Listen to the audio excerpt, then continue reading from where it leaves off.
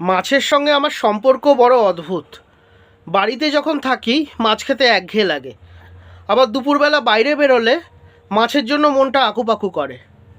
তখন ইচ্ছে হয় যে বাড়িতে বসে মাছ খেতে পারলে কত ভালো হতো। উত্তর ভারতে গেলে মাছ ভাতের হোটেল খুঁজে বেড়াই।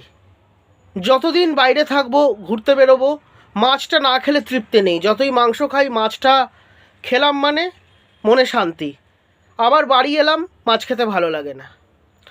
কিন্তু বাঙালি হিসেবে আমি মাছ চিনি না, এটা আমার জীবনের একটা ট্র্যাজেডি। একবার বাজারে রুই বলে কাতলা মাছ কম দামে গছিয়ে দিয়েছিলেন একজন মাছওয়ালা।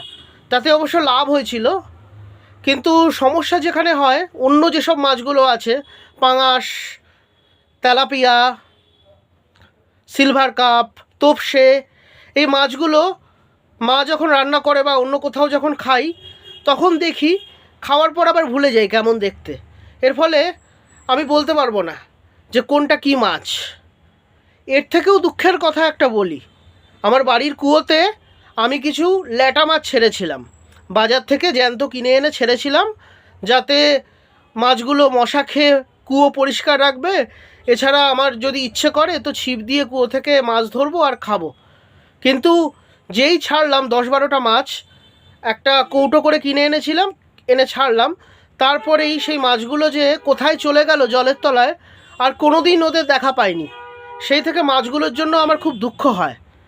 আর আমি তখন থেকে ধরে নিয়েছি আমাদের কুয়োর তলায় নিশ্চয়ই কোনো গোপন সুড়ঙ্গ আছে।